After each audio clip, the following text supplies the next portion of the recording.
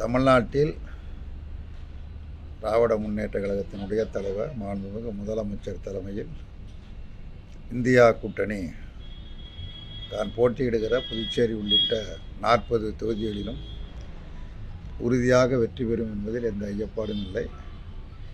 அதேபோல் ஒன்றியத்திலும் இந்த முறை ஆட்சி மாற்றம் உறுதியாக ஏற்படும்.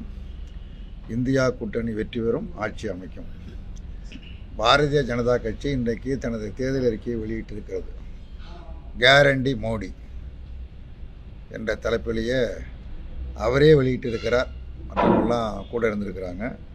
அதில் பல வாக்குறுதிகள் கொடுக்கப்பட்டிருக்கு. எல்லா அரசியல் கட்சிகளும், அகில இந்திய கட்சிகள், காங்கிரஸ் கட்சி, கம்யூனிஸ்ட் கட்சி, மார்க்சிஸ்ட் கட்சி போன்ற அகில இந்திய கட்சிகள் அனைத்தும் தேர்தல் அறிக்கையை ஏற்கனவே வெளியிட்டு விட்டன. அது மாதிரி மாநில கட்சிகளும் தேர்தல் அறிக்கைகளை வெளியிட்டு விட்டன. எல்லோரும் தேர்தல் அறிக்கை வெளியிட்ட பிறகு யார் யார் எந்தெந்த கட்சி அறிக்கையில் என்னென்ன இருக்குன்னு அதெல்லாம் கொஞ்சம் பார்த்து சரி பார்த்து, பாரதிய ஜனதா கட்சி 10 வருஷமாக ஆண்டுகிட்டு இருக்கிற கட்சி இன்றைக்கு தான் முதல்கட்ட தேர்தல் இன்னும் 5 நாளில் நடக்க இருக்குது. இந்த சூழலில் வெளியிட்டிருக்கிறாங்க. மோடி கேரண்டின்னு சொல்லியிருக்கிறாங்க. அந்த தேர்தல் அறிக்கையில் கவர்ச்சிகரமான வாக்குறுதியெல்லாம் பலவை இடம்பெற்றிருக்கிறது. மோடி கேரண்டி 2014 கொடுத்த கேரண்டி என்ன ஆச்சுங்கிற கேள்விக்கு இது வரைக்கும் பதில் இல்லை. ஆண்டுக்கு 2 கோடி பேருக்கு வேலை என்னாச்சு? இப்போ இந்த அறிக்கையில் அவங்க என்ன சொல்லணும்? இந்த தேர்தல் அறிக்கையில் 2 கோடி பேருக்கு வேலைன்னு சொன்னோம். 10 ஆண்டில் 20 கோடி பேருக்கு வேலை கொடுத்துருக்கணும். 10 கோடி பேருக்கு வேலை நாங்கள் கொடுத்துட்டோம். பாக்கி 10 கோடி பேருக்கு வேலை கொடுப்பதற்கு நீங்கள் எங்களுக்கு வாக்களிங்கன்னு கேட்கணும். இந்த அறிக்கையில் அது மாதிரி சொல்லணும். அது மாதிரி வெளிநாட்டில் இருக்கிற கருப்பு பணம் மீட்கப்படும், 15 லட்சம் வங்கி கணக்கில் வரவு வைக்கப்படும் அப்படின்னு சொன்னோம். 10 லட்சம் வரவு வச்சுட்டோம் எல்லாருக்கும். பாக்கி 5 லட்சம் பாக்கி இருக்குது. அதை நாங்கள் ஆட்சிக்கு வந்தால் கொடுத்துருவோன்னு தேர்தலுக்கு சொன்னோம். அதை பற்றியெல்லாம் எதுவுமே சொல்லலை. பழைய வாக்குறுதிகள் குறித்து எந்த கருத்தும் சொல்லலை. நிறைவேற்று குறித்து எதுவுமே சொல்லலை. 2 அணிக்கும், தமிழ்நாட்டில் 2 அணிக்கும் உள்ள ஒரு மிகப்பெரிய வேறுபாடு, வித்தியாசம் என்ன அப்படின்னா, நேற்று முதலமைச்சர் திருப்பூர் நீலகிரி தொகுதி வேட்பாளரை ஆதரித்து நேற்று பேசினார். பேசுகிற பொழுது இந்த 2.5 ஆண்டு காலத்திற்குள்ளாக நாங்கள் என்ன செய்தோம் என்று சொல்லிவிட்டு எங்களுக்கு ஓட் போடுங்க அப்படின்னு சொல்லி கேட்குறாரு. சட்டமன்ற தேர்தலில் இருந்தாலும் சொல்கிறார், நாங்கள் தேர்தல் காலத்தில் கொடுத்த வாக்குறுதி என்கிற முறையில் அவர் சொல்கிறார். இன்னொரு பக்கத்தில் மோடி தன்னுடைய 10 ஆண்டு காலத்தில் என்னென்ன வாக்கு நிறைவேற்றிருக்கிறேன்னு இது வரைக்கும் ஒன்று கூட அவரால் சொல்ல முடியல. சொல்வதற்கு ஒன்றும் இல்லை. ஏன்னா எதுவுமே செய்யலை. அப்படி எதுவுமே செய்யாமல் வந்துட்டு இப்போ கவர்ச்சிகரமான தேர்தல் அறிக்கையை வெளியிட்டு வாக்குகளை பெறலாம் என ஒரு கட்சி முயற்சிப்பது என்பது மக்களை ஏமாந்தவர்களாக, மக்களை எதை சொன்னாலும் கேட்பார்கள் என்று மோடி கருதலாம், பிஜேபி கருதலாம். மக்கள் ஒன்றும் அப்படியெல்லாம் ஏமாளிகள் அல்ல. மிகவும் விழிப்புணர்வோடு இருக்கிறார்கள். 10 ஆண்டு காலத்தில் பட்ட துன்பங்கள், துயரங்கள் அனைத்தையும் மனதில் கொண்டிருக்கிறார்கள். நாட்டில் இருக்கிற விவசாயத்திற்கு அடுத்தபடியாக இருக்கிற தொழில் சிறு குறு நடுத்தர தொழில். அந்த தொழில் இயங்கவே முடியல. பலவற்றை மூடிவிட்டார்கள், பலது மூடுகிற நிலையில் இருக்கிறது. அதே மாதிரி கைத்தறி, விசத்தறி, ஜவுளி தொழிலே முற்றிலுமாக பாதிக்கப்பட்டிருக்கிறது. நான் கோவையில் பிரச்சாரத்துக்கு வந்தவர் ஜவுளி தொழில் பிரகாசமாக இருக்குது அப்படின்னு பொதுக்கூட்டத்தில் உண்மைக்கு நேர் மாறாக, புறம்பாக அவர் பேசிவிட்டு சென்றிருக்கிறார். ஆகவே இந்த 10 ஆண்டு காலத்தில் நாட்டு மக்கள் மோடியை புரிந்து கொள்வதற்கு ஒரு நல்ல வாய்ப்பு கிடைத்திருக்கிறது. சாதாரண ஏழை மக்கள் குறித்தோ, விவசாயிகள் குறித்தோ, தொழிலாளர்கள் குறித்தோ, ஏழை எளிய மக்கள் குறித்தோ கவலைப்படாத அரசாங்கம். யார் குறித்த கவலைப்பட்ட அரசாங்கம் என்று சொன்னால், குறிப்பிட்ட நபர்கள், அம்பானி, அதானி போன்ற ஒரு குறிப்பிட்ட நபர்களுடைய நலனை காப்பதற்காக 10 ஆண்டு காலமும் இந்த ஆட்சி பயன்படுத்தப்பட்டு இருக்கிறது. அவர்களெல்லாம் மிகப்பெரிய பல மடங்கு உலக முதலாளிகளோடு போட்டி போடக்கூடிய அளவிற்கு அவர்கள் வளர்ந்திருக்கிறார்கள்.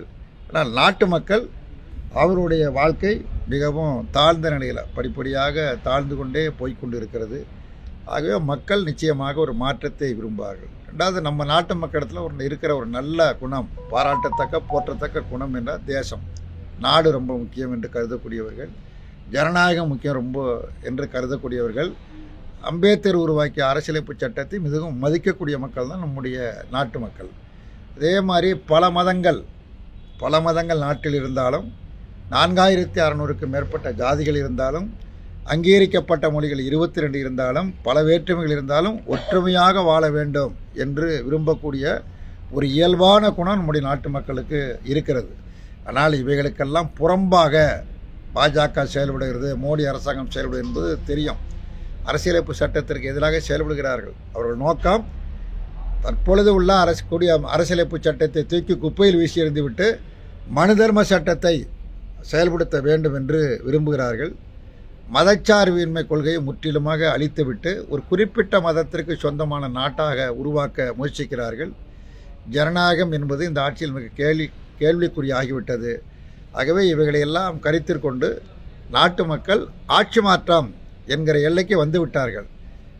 ஏற்கனவே பணியிலிருந்து ஓய்வு பெற்ற இந்திய தலைமை தேர்தல் அதிகாரிகள் ஒருவர் சொல்லுகிறார், 370 என்றார்கள், 400 என்றார்கள், இப்பொழுது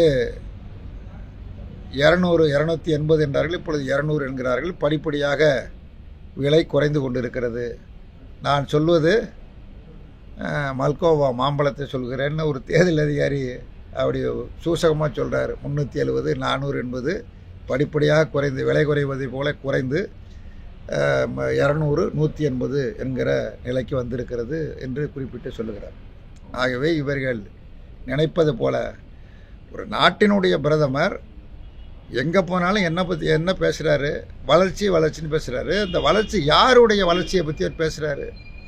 சாதாரண மக்களுடைய, எளிய மக்களுடைய, ஏழை மக்களுடைய வாழ்க்கை தரத்தில் இந்த மாதிரியான ஒரு மாற்றம் ஏற்படுத்தப்பட்டு இருக்கிறது என்று சொல்கிறாருன்னா அதை பற்றி சொல்ல அவர் தயாராக இல்லை. பொதுவாக வளர்ச்சின்னு சொல்கிறாரு. அடுத்ததாக அவர் மிகவும் நம்பியிருக்கிறது ராமரை நம்பியிருக்கிறாரு.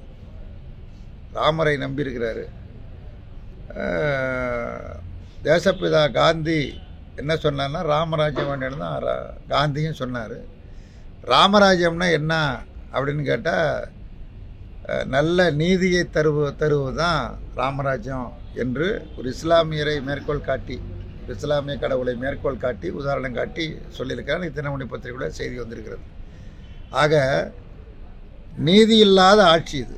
ராமர் பேரை சொல்லி என்ன பண்ணுறது? நீதி இல்லாத ஆட்சி இன்றைக்கு நடைபெற்று கொண்டு இருக்கிறது. ராமாயணத்தை அவர் நிறையா நம்மளோட அதிகமாக படிக்கிறதுக்கான வாய்ப்பு அவருக்கு அதிகமாக இருக்குது, படிச்சிருப்பார். ராமாயணத்தில் இலங்கையில் ராவணனோட சண்டை போடுற பொழுது இலங்கன் போரில் ஆயுதம் இல்லாமல் இருந்த பொழுது, நீ ஆயுதம் இல்லாமல் இருக்கிற, நீ இன்றைக்கி போயிட்டு நாளைக்கு வா என்று ராமன் சொன்னதாக ராமாயணம் சொல்லுகிறது. ஆனால் ராமனை வழிபடுகிற மோடி என்ன செய்கிறாருன்னா இந்தியாவில் எதிர்கட்சிகளே இல்லாத இந்தியா வேண்டுங்கிறார். ஆயுதமில்லா போயிட்டு வான்னு ராமன் சொன்னதாக ராமாயணம் சொல்லுது. ஆனால் ராமாயணத்தை ஏற்றுக்கொண்டிருக்கிற, ராமரை ஏற்றுக்கொண்டிருக்கிற மோடி என்ன சொல்கிறாருன்னா எதிர்கட்சிகளை யாரும் இருக்கவே கூடாது, காங்கிரஸ் இருக்கக்கூடாது, திமுக இருக்கக்கூடாது, கம்யூனிஸ்ட் கட்சி இருக்கக்கூடாது, எந்த கட்சியும் இருக்கக்கூடாது, நான் மட்டும்தான் இருப்பேன், என் கட்சி மட்டும்தான் இருப்பேன் அப்படின்னா அது ஆணவத்தின் உச்சம். அண்ணாமலை என்ன சொல்கிறாரு? தமிழ்நாட்டில் அதிமுக தேர்தலுக்கு பிறகு இருக்காதுங்கிறாரு. மோடி என்ன சொல்கிறாரு? தேர்தலுக்கு பிறகு திமுக இருக்காதுங்கிறாரு. இவர் அதிமுக இருக்காதுங்கிறாரு, அவருடைய தலைவர் மோடி திமுக இருக்காதுங்கிறாரு. காங்கிரஸை பற்றி காங்கிரஸை அழித்தொழியுங்கள் அப்படிங்கிறாரு. அப்படின்னா ஜனநாயகம் இல்லாத ஒரு சர்வதிகாரம், நான் ஒரு சர்வதிகாரி என்பதை அவர் பேச்சின் மூலமாக தொடர்ந்து நிரூபித்து கொண்டு இருக்கிறார். நாட்டு மக்கள் சர்வதிகாரத்தையோ பாசிசத்தையோ ஒருபோதும் ஏற்க மாட்டார்கள், நிராகரிக்க மாட்டார்கள். நான் அதிமுக நண்பர்களை, பாமக நண்பர்களை, தேமுதிக நண்பர்களை மிகுந்த பணிவோடு வேண்டி கேட்டுக்கொள்கிறேன், உங்களது வாக்குகளை வீணாக்காதீர்கள். இங்கே திருப்பூர் நாடாளுமன்ற தொகுதியில் பாஜக போட்டியிடுகிறது, அதிமுகவும் போட்டியிடுகிறது, இந்தியா கூட்டணியும் இங்கே போட்டியிடுகிறது. இந்தியா கூட்டணி சார்பாக தான் இந்திய கம்யூனிஸ்ட் கட்சி வேட்பாளர் சுப்பராயன் போட்டி போடுகிறார். ஆகவே எதிர்த்து நிற்கிற அணிகளை பார்த்து அந்த தொண்டர்களை, நான் தலைவர்களை கேட்கிற தொண்டர்களை பார்த்துக்கிறேன், உங்கள் வாக்குகளை சேதறடித்து வீணடிக்காதீர்கள். நாட்டுப்பற்றோடு நாடு இருக்க வேண்டும், நாட்டினுடைய ஜனநாயகம் இருக்க வேண்டும் என்கிற முறையில் இந்தியா கூட்டணி வேட்பாளர்களை ஆதரியுங்கள். தமிழ்நாடு முழுவதும், இந்தியா முழுவதும் இந்தியா கூட்டணி வேட்பாளர்களை ஆதரியுங்கள் என்று அன்போடு வேண்டி கேட்டுக்கொள்கிறேன்.